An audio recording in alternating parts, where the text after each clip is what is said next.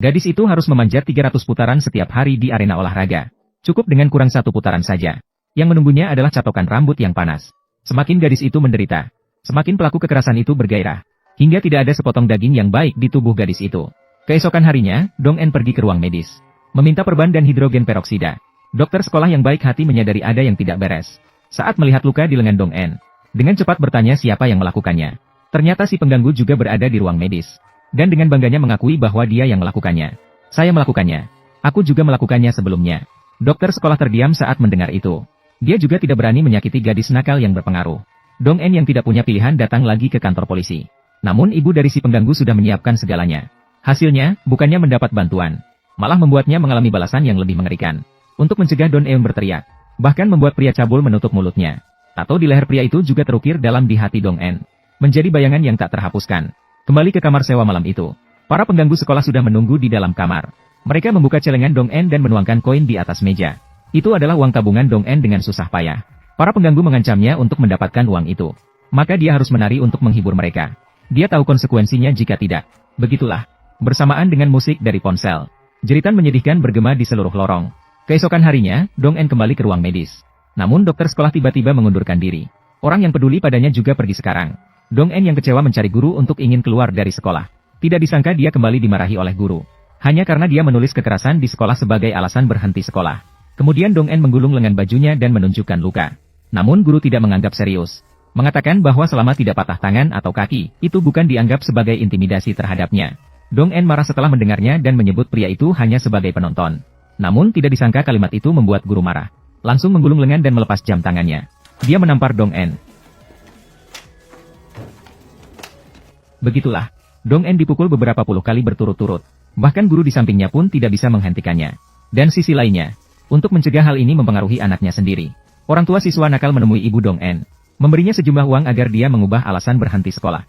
Ibunya Dong En belum pernah melihat begitu banyak uang. Tanpa ragu, dia menandatangani permohonan berhenti sekolah. Akibatnya, ketika Dong En pulang sekolah, pemilik rumah memberitahunya bahwa ibunya sudah pindah. Dan alasan drop out juga diubah menjadi tidak cocok. Adegan ini membuat Dong En hancur total. Dia kembali ke arena olahraga itu. Tapi yang berbeda kali ini adalah, kali ini matanya bukan takut tapi tegas. Kita pasti. Sampai jumpa lagi, Park Yeon Jin. Untuk membalas dendam pada preman sekolah yang membulinya. Dong En sambil bekerja paruh waktu juga belajar sendiri mata pelajaran SMA. Rekan kerja mengolok-oloknya karena merasa dia tidak mampu. Mungkin ada kekuatan yang mendukungnya. Dong En membalas dendam pada orang-orang itu selama 4 tahun. Ketika orang lain masih bekerja keras. Dong En berhasil keluar dari pabrik berkat usahanya sendiri. Berhasil masuk ke kampus universitas. Dia menggunakan 4 tahun di universitas. Mengumpulkan banyak informasi tentang preman sekolah. Untuk memiliki cukup modal untuk balas dendam. Dia juga bekerja paruh waktu sebagai guru les. Karena pola makan yang tidak teratur dalam waktu lama. Hal ini menyebabkan dia mengalami kekurangan gizi yang parah. Beberapa kali pingsan di jalan. Beruntung dia dibawa ke rumah sakit oleh orang baik hati. Dan karena pingsan kali ini, dia bertemu dengan dokter magang Yo Ruseng. Sementara si pembuli di sekolah, Yan Sen, sekarang menjadi presenter cuaca. Dan menikah dengan seorang pengusaha terkenal di daerah itu. Dong En yang mendengar berita itu juga datang ke tempat kejadian. Saya sungguh-sungguh mengucapkan selamat menikah, Yan Sen. Tapi saya tidak siap. Maaf, saya tidak menyiapkan uang hadiah. Namun, selain pernikahan dalam hidup, akan ada perayaan merah putih lainnya. Saat itu, Dong En tidak bertindak. Karena dia tidak hanya ingin membalas dendam pada Yan Sen. 5 tahun berlalu dengan cepat. Yan Sen dan suaminya pindah ke villa baru. Dan mereka memiliki seorang putri yang lucu. Saatnya untuk membalas dendam akhirnya tiba. Dong En menyewa rumah di seberang villa. Memata-matai setiap gerakan keluarga Yan Sen. Saat dia merasa paling bahagia. Biarkan dia merasakan kehilangan segalanya. Malam itu Dong En datang ke depan villa. Mencoba mencari informasi berguna di tong sampah. Sayangnya, dia ketahuan oleh pembantu villa. Pembantu mengatakan telah memperhatikannya selama setengah tahun. Meskipun Dong En selalu berhasil menghindari pemantauan dengan cerdik. Namun foto wajah Dong En tetap terambil di ponselnya. Dong En mengira dia akan melapor ke polisi. Namun si pembantu malah berkata tidak akan melaporkan. Malah ingin bekerja sama dengan Dong En. Ternyata, ibu itu juga memiliki pengalaman tragis. Tidak hanya sering menjadi korban kekerasan dari suaminya. Bahkan anak perempuannya sendiri juga dipukul hingga babak belur. Apa yang ingin kamu minta tolong dariku? Kamu membantuku. Bunuh suamiku. Begitulah. Dua wanita dengan nasib yang sama resmi bekerja sama. Dong En memberikan informasi tentang 5 pelaku kekerasan kepada wanita itu. Tante bertanggung jawab untuk mengintai beberapa orang. Mengumpulkan petunjuk yang berguna.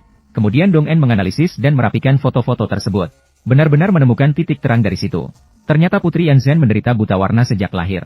Sepatu berwarna hijau terlihat merah di matanya. Oleh karena itu, dia sering membawa putrinya ke klinik mata. Kejadian yang kebetulan. Semua anggota geng kekerasan di sekolah, termasuk Jun Ye, juga buta warna. Pernah diejek saat di SMA. Bahkan berkelahi dengan orang tersebut. Menyadari bahwa buta warna adalah penyakit genetik, Dong En menjadi lebih yakin akan kecurigaannya. Keesokan harinya, Dong En pergi ke pusat perbelanjaan untuk membeli sepatu. Menarik perhatian seorang pria menjijikkan. Dia mendekati Dong En dan memberi salam. "Saya San Minggu. Kamu ingatkan? Bagaimana mungkin Dong En bisa melupakan dia? Bahkan jika dia terbakar menjadi abu, dia tidak akan melupakan tato di lehernya." Namun pada saat itu, pria menjijikkan itu masih tidak menyadari. Pertemuan kali ini direncanakan oleh Dong En sendiri. Kemudian dia sendiri membantu Dong En memakai sepatu. Dia bahkan dengan sengaja menekankan bahwa ini adalah tokonya sendiri. Memberi Dong En kebebasan untuk memilih apa saja. Kemudian keduanya pergi ke kantor. Dong En bertanya apakah toko ini miliknya. Pria menjijik itu mengatakan bahwa ini hanya bisnis kecilnya. Namun sebelum kata-kata itu selesai, ketika Jun menelepon, menanyakan mengapa kamu tidak mengangkat telepon. Dia meminta kamu untuk membeli makanan anjing saat mengambil pakaian di laundry. Tidak disangka bahwa konfrontasi datang begitu cepat. Ternyata identitas aslinya hanyalah kaki tangan Jun. Melihat Dong En sekarang begitu cantik, maka dia ingin menonjol di depannya. "Aku merasa dunia ini terlalu tidak adil. Saat aku menjadi guru, kamu membantu membeli makanan anjing. Mereka malah dapat mewarisi bisnis keluarga karena bertemu dengan orang tua yang tepat. Mewarisi bisnis keluarga dan membuka toko seperti ini. Jadi, betapa aku berharap segalanya di sini. Semuanya benar-benar milikmu."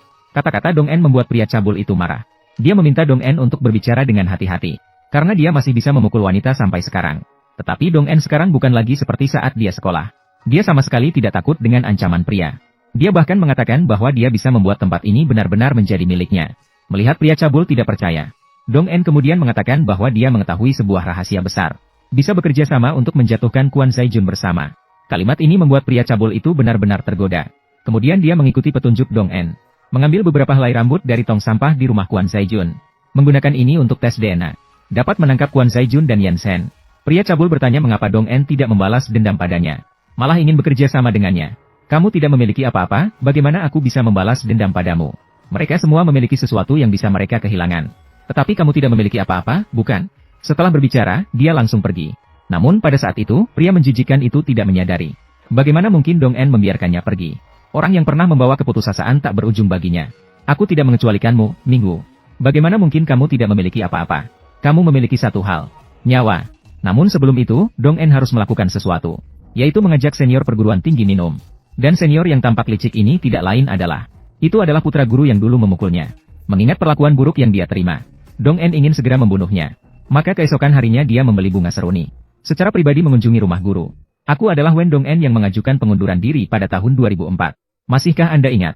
Mendengar perkenalan wanita itu, guru langsung terdiam di tempat. Saat itu anaknya baru saja pulang. Dong En menyapa dia dengan ramah, menunjukkan ketidaktahuan sepenuhnya. Dan tujuannya juga sangat jelas, yaitu membuat guru merasa takut.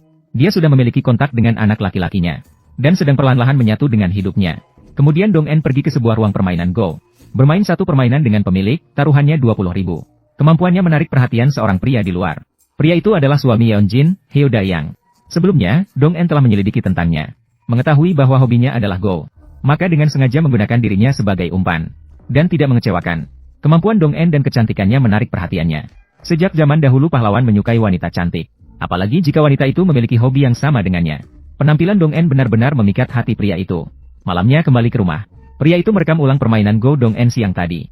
Saat itu, istrinya Yeon Jin, yang dulunya adalah ketua geng yang mengganggu Dong En, merasa penasaran melihat suaminya terobsesi dengan Go. Di sini sebenarnya sudah ada yang menang, tapi dia malah menunda sampai akhir. Mengapa? Pria saat ini masih tidak tahu. Dia sudah terlibat dalam rencana balas dendam. Dan itulah mengapa Dong En Go bermain dengan begitu baik. Karena dia pingsan dan dirawat di rumah sakit bertahun-tahun yang lalu. Dia bertemu dengan dokter magang Yo Ruseng di tempat tidur sebelah. Dia jatuh cinta pada Dong En pada pandangan pertama. Mengetahui bahwa Dong En tertarik pada Go, maka dia mulai mengajari dia bermain catur. Dia mulai mengejar Dong En, bahkan menjemputnya di pintu sekolah setelah pulang sekolah. Dong En yang cerdas tentu tahu apa yang dia pikirkan. Namun cinta terasa terlalu jauh baginya. Dia ingin fokus sepenuhnya pada balas dendam. Tidak lama kemudian, Dong En bertemu dengan beberapa orang untuk pertama kalinya. Di lapangan basket tahun lalu, Yan Sen naik ke panggung untuk menerima penghargaan di tengah tepuk tangan semua orang. Ketika dia bersiap untuk berpidato, tiba-tiba terdengar sorak-sorai dari depan. "Semangat, Park Yeon Jin. Luar biasa. Kamu hebat sekali, Yeon Jin." Tepuk tangan meriah menghidupkan suasana di seluruh ruangan. Dan ini hanya langkah pertama Dong Eun. Di hari-hari berikutnya, dia ingin membuat Yeon Jin hancur. Setelah acara pemberian penghargaan berakhir, Yan Sen membuang bunga di tangannya. Marah, dia mendekati Dong Eun. mengangkat tangan dan langsung menampar. Namun saat Yeonjin mengangkat tangan lagi, namun disergap oleh Chuljun yang berada di samping. Apakah semua impianmu sudah terwujud? Pekerjaan yang layak, keluarga yang sempurna. Apakah kamu bahagia sekarang? Saat itu, Yeonjin akhirnya mengerti. Ternyata Dong Eun selalu memperhatikannya dengan seksama. Dia dengan keras bertanya apa tujuan Dong Eun. Akhirnya, Chuljun menariknya kembali, mengatakan bahwa tidak mungkin membunuhnya di depan banyak orang. Kemudian, menarik Yeonjin untuk meminta maaf kepada Dong Eun. Namun, Dong En tidak berniat menerima. Dia bahkan mengatakan akan terus memperhatikan acara Yansen. Kadang-kadang dia juga meninggalkan komentar di kolom komentar. Melihat Dong En begitu tidak tahu diri, kemudian Jun juga mulai mencemoohnya. Saat di SMA, kamu hanya memiliki dua warna, hitam dan putih. Sekarang, kamu tampaknya menjadi lebih berwarna. Benarkah? Namun, Jun, kamu seharusnya tidak tahu bagaimana rasanya menjadi berwarna. Kata-kata Dong En langsung membuatnya malu. Kebutaan warna adalah kekurangan yang paling tidak ingin disebutkan. Namun, ini hanya langkah pertama balas dendam Dong En. Semua orang yang pernah menyakiti dia akan menanti mereka adalah balas dendam yang lebih mengerikan. Wanita ini menjadi gila di jalan karena dia menemukan teman sekelas yang pernah diintimidasi olehnya, sedang menyelidiki dirinya secara diam-diam. Ternyata baru saja putrinya meneleponnya dan mengatakan bahwa guru kelasnya diganti. Kalimat ini membuatnya ketakutan, karena guru kelas tersebut bukan orang lain. Ini adalah Wen Dong-en, teman sekelas yang dulunya pernah dibully olehnya. Hal pertama yang dilakukan Dong-en setelah tiba di kelas adalah memberlakukan aturan bagi teman-temannya. Tidak peduli apa pekerjaan orang tuamu, tidak peduli seberapa kaya keluargamu, tidak peduli seberapa banyak hubungan orang tuamu. Jangan pernah membuli teman sekelasmu karena itu. Jika ada yang melanggar aturan, tak peduli seberapa berpengaruh orang tuanya, akan kunjungi mereka untuk meminta maaf. Saat Dong-en mengucapkan ini, matanya terus menatap putri Yansen. Sementara itu, Yansen segera menuju sekolah setelah menerima telepon dari putrinya. Dia melanggar 6 lampu merah di perjalanan. Ketika dia tiba di sekolah, dia langsung menuju ke kelas. Namun di dalam hanya ada Dong-en seorang. Seolah-olah tahu bahwa Yansen akan datang. Dong-en tidak terkejut sedikit pun. Kemudian Yansen mendekati Dong-en dan bertanya apakah dia benar-benar menjadi wali kelas putrinya. Dong-en tidak menyembunyikan apapun. Dia dengan tulus mengakui bahwa dia adalah guru baru. Ini bukan kebetulan, kan? Tentu saja bukan. Saya sampai ke titik ini tanpa kebetulan apapun. Melihat ekspresi bangga Dong Eun, Yeonjin merasa sangat absurd. Menganggapnya tidak tahu diri. Bahkan mengejeknya telah berjalan dengan susah payah. Dong Eun mengatakan bahwa awalnya memang sangat sulit, tapi sekarang terlihat cukup menyenangkan. Yeonjin yang marah bertanya mengapa dia tidak mati saja. Mengapa saya harus mati? Bahkan wanita jahat sepertimu pun hidup dengan baik. Mengapa saya harus mati? Karena saya hidup, kita bisa bertemu di sini. Terutama hari ini sangat menyenangkan. Selamat datang di arena olahraga saya, Yeonjin. Ucapan Dong Eun membuat Yeonjin marah setengah mati. Awalnya berencana untuk menakuti lawan, namun ternyata malah mendapat kegagalan. Saat Yeonjin bersiap untuk pergi, dia menerima kabar bahwa kepala sekolah menengah telah meninggal, dan guru kelas ini adalah guru yang mengalahkan Dong-en. Yeonjin secara refleks menatap Dong-en, mencurigai bahwa ini terkait dengannya. Ternyata beberapa hari yang lalu Dong-en pernah mengunjungi guru kelasnya. Karena tahu guru itu alergi terhadap bunga, dia bahkan membawa sebuah buket lili putih dengan sengaja. Hampir saja dia mengusir guru itu. Dengan marah, dia mengambil bunga dan melemparkannya ke arah Dong-en. Suara ribut menarik perhatian tetangga. Melihat keadaan, anaknya segera mendorongnya masuk ke dalam rumah. Kemudian menutup pintu dan meminta Dong-en untuk menjelaskan alasan. Dong-en tahu bahwa orang itu tidak bersalah. Namun, dirinya sendiri saat sekolah juga tidak bersalah. Dong-en mengatakan akan melaporkan tindakan ayahnya ke situs web resmi Departemen Pendidikan. Saat itu, kau akan mengucapkan selamat tinggal pada kariermu sendiri. Ucapan Dong-en membuat pria itu ketakutan. Untuk menjaga masa depannya, dia menghiasi ruangannya dengan berbagai macam bunga segar.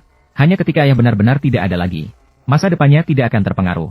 Tidak butuh beberapa menit, ayah terbaring karena tidak bisa bernapas. Ketika ambulans tiba, sudah terlambat. Saat itu, Yeonjin akhirnya takut, karena yang berdiri di depannya